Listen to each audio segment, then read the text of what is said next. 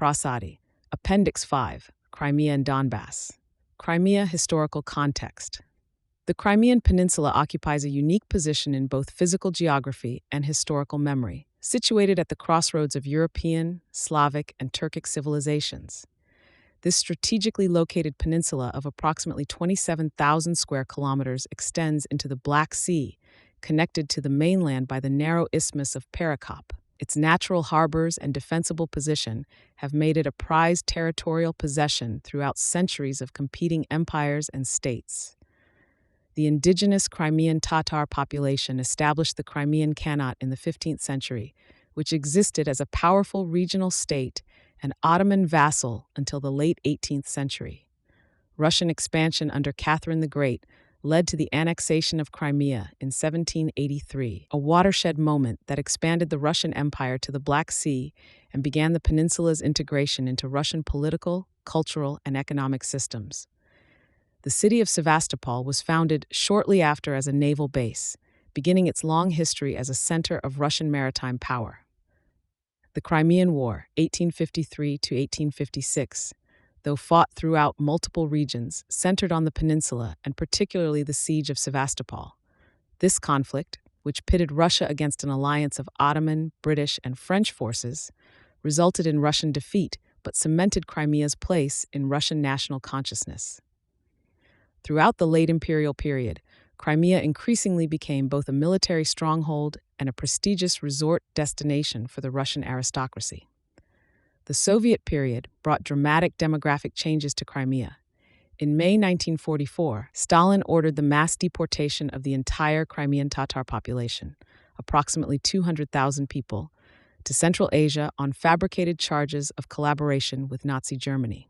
This brutal ethnic cleansing, during which an estimated 46% of deportees died from harsh conditions, fundamentally altered Crimea's demographic composition. Soviet authorities subsequently promoted Russian settlement and renamed hundreds of Crimean Tatar villages to erase their cultural presence. A pivotal administrative decision came in 1954 when Soviet leader Nikita Khrushchev transferred Crimea from the Russian Soviet Federative Socialist Republic to the Ukrainian Soviet Socialist Republic. While the reasons for this transfer remain debated, theories range from practical economic integration to symbolic celebration of the 300th anniversary of Russian-Ukrainian unity.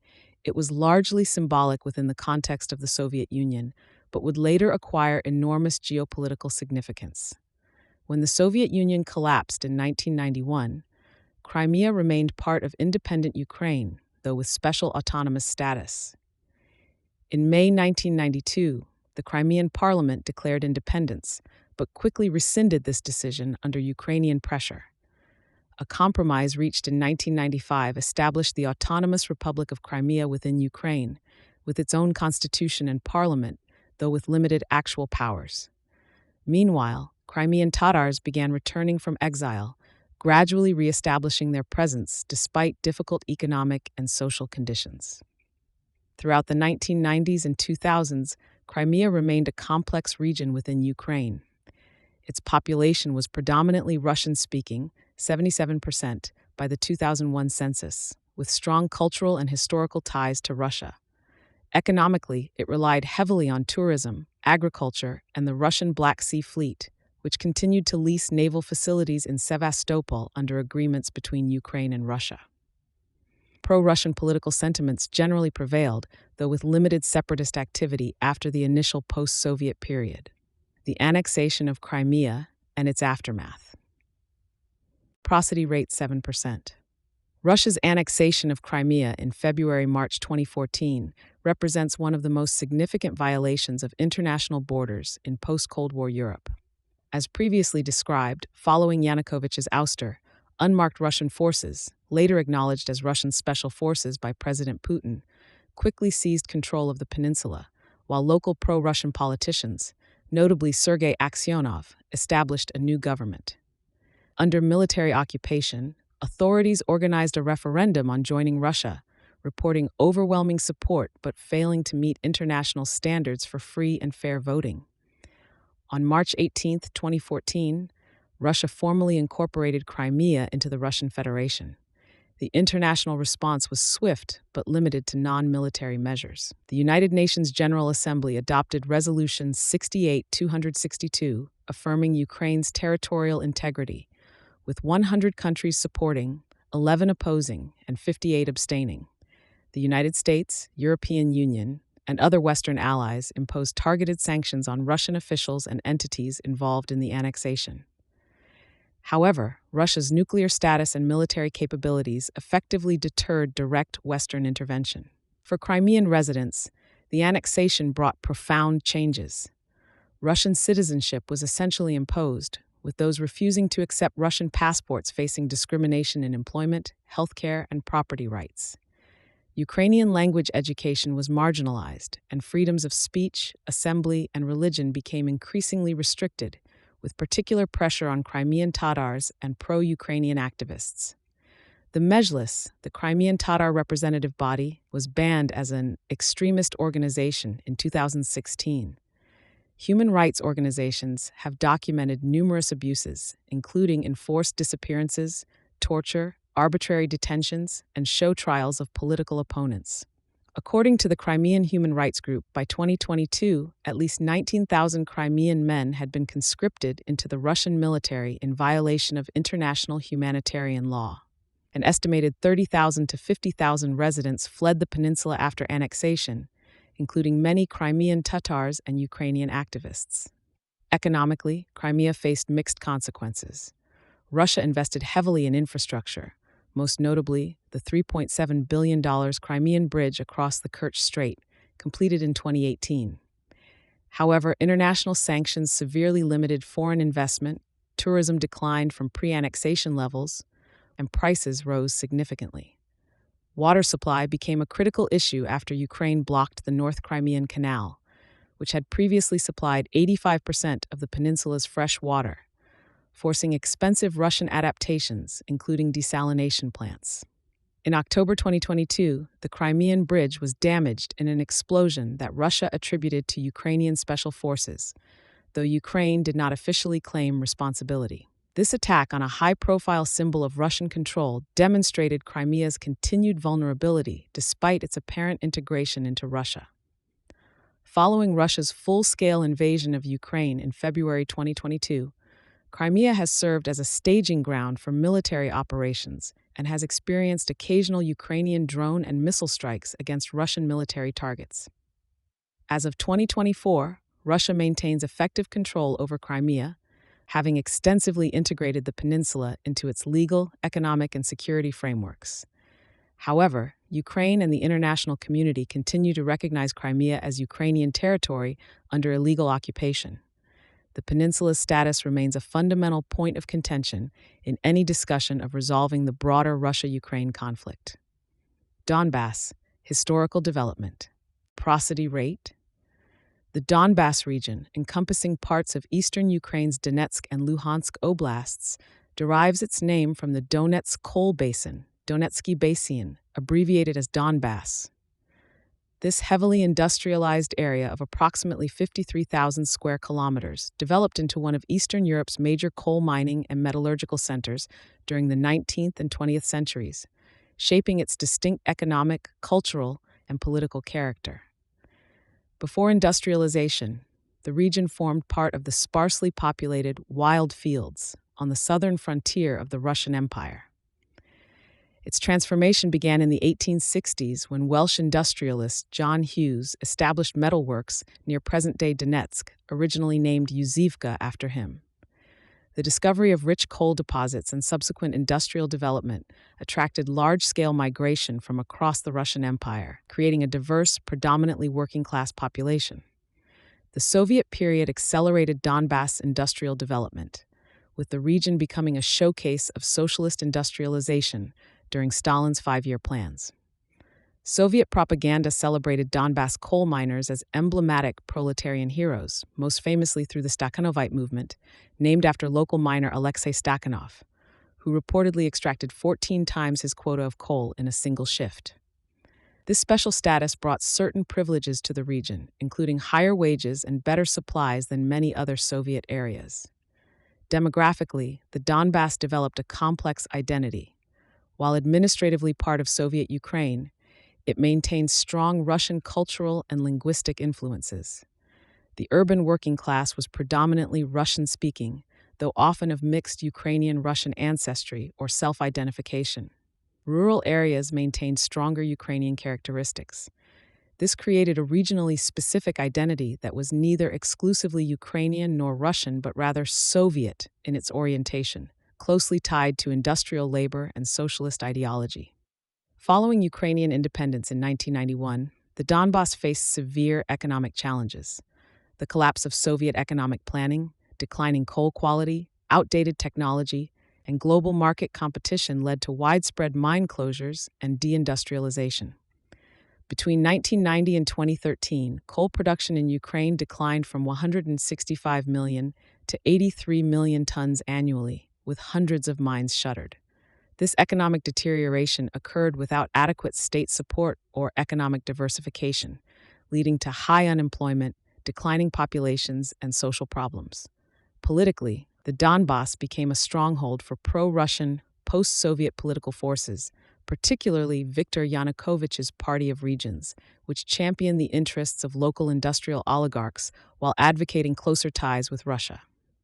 Regional elites like Rinat Akhmetov, Ukraine's richest man, consolidated enormous economic and political power. The region consistently voted for Eastern-oriented candidates in national elections, reflecting both cultural affinity with Russia and economic self-interest given trade and energy dependencies. Despite these tendencies, separatist movements remained marginal in Donbas before 2014. Surveys consistently showed that while many residents desired closer ties with Russia and greater regional autonomy, only a small minority supported secession from Ukraine. The region's complex identity was primarily expressed through calls for official bilingualism, economic protectionism, and preservation of Soviet historical memory rather than border changes. The war in Donbas, from local uprising to international conflict. The armed conflict in Donbas emerged in April 2014, following the Euromaidan Revolution and Russia's annexation of Crimea. As Ukraine's interim government took power in Kyiv, anti-Maidan demonstrations occurred across southeastern Ukraine, with varying levels of local support. In the Donbas, these protests quickly evolved from demanding federalization to armed insurrection, a transformation that evidence indicates was significantly influenced by Russian intelligence services, special forces operatives, and volunteers. On April 7, 2014, armed separatists seized government buildings in Donetsk, declaring the Donetsk People's Republic, DNR. Similar events soon followed in Luhansk, establishing the Luhansk People's Republic, LNR. These entities held hastily organized independence referendums on May 11th, claiming overwhelming support but lacking credible international observation. By summer, open warfare had erupted as Ukrainian forces launched an anti-terrorist operation to restore government control. The conflict's early phase was characterized by the prominent role of Russian citizens in leadership positions. Figures like Igor Strelkov-Gherkin, a former FSB officer who led the seizure of Sloviansk, Alexander Borodai, who served as DNR prime minister, and other Russian nationals with military or intelligence backgrounds, held key positions in the nascent separatist structures. While they claimed to be volunteers, evidence suggests coordination with Russian state agencies. A critical moment came in July-August 2014, when Ukrainian forces had nearly encircled separatist strongholds.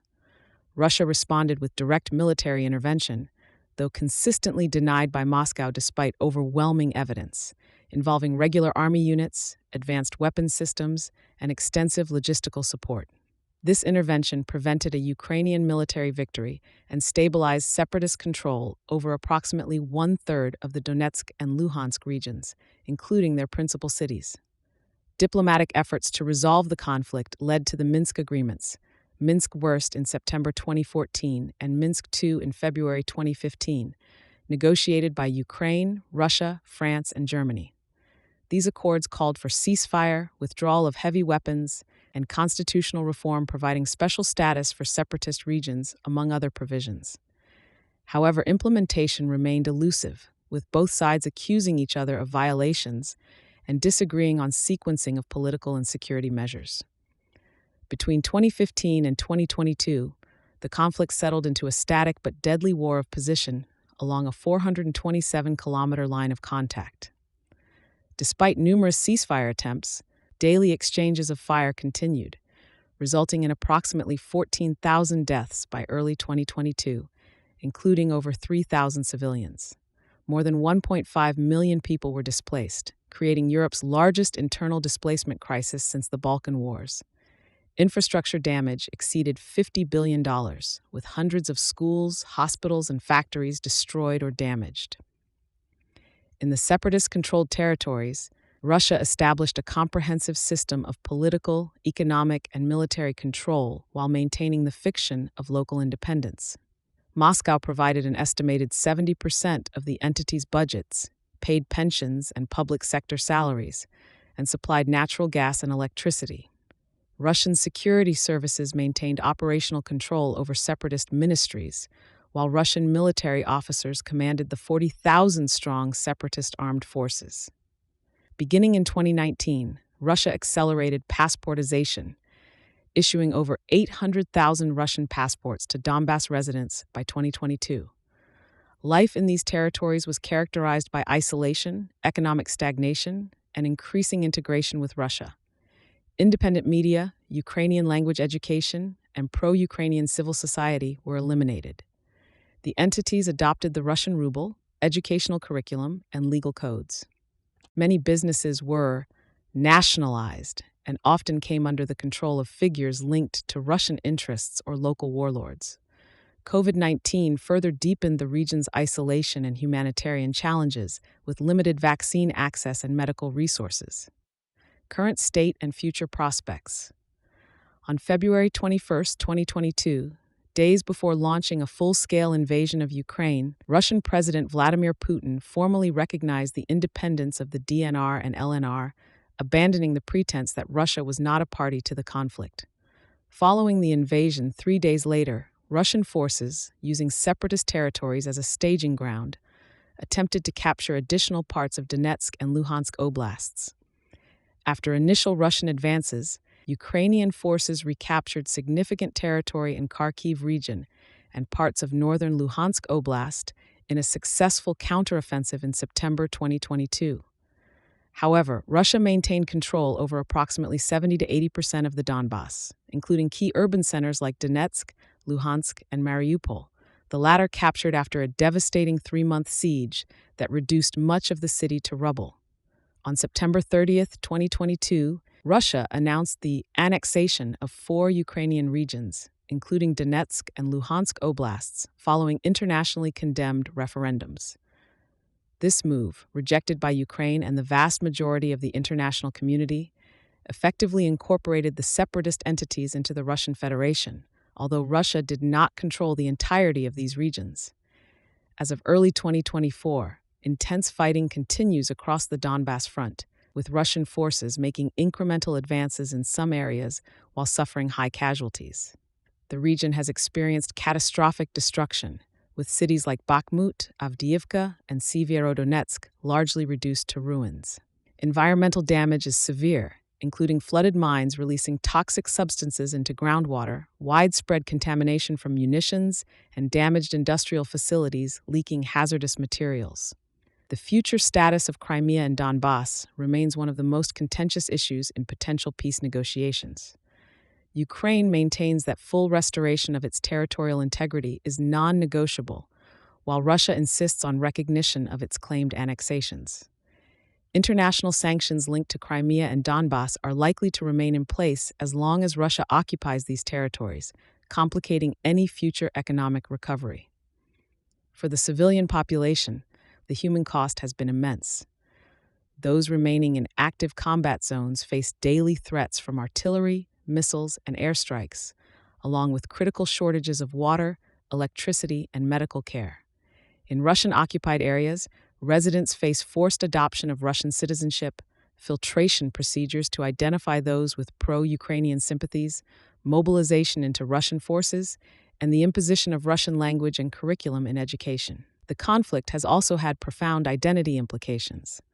Russia's actions have paradoxically strengthened Ukrainian national identity and unity, including in predominantly Russian-speaking eastern regions that previously had stronger pro-Russian sentiments. Support for NATO membership and European integration has reached historic highs across all regions of government-controlled Ukraine, while attitudes toward Russia have deteriorated dramatically. Archaeological, historical, and cultural heritage in both Crimea and Donbas faces systematic threats under occupation. In Crimea, Russia has conducted controversial archaeological excavations, particularly at sites like ancient Turkic Chersonesos, removing artifacts to Russian museums and advancing historical narratives that emphasize Russian rather than Ukrainian or Crimean Tatar connections to the peninsula. Similarly, in occupied Donbas, museums have been reorganized to emphasize Russian and Soviet historical narratives while minimizing Ukrainian cultural contributions. The ultimate resolution of these territorial disputes will likely define Ukraine's future geopolitical orientation, Russia's relationship with the international community, and the broader European security architecture. As the conflict continues, both regions remain at the center of Europe's most dangerous territorial dispute since World War II, with profound implications for international norms regarding borders, human rights, and the prohibition on the use of force in international relations.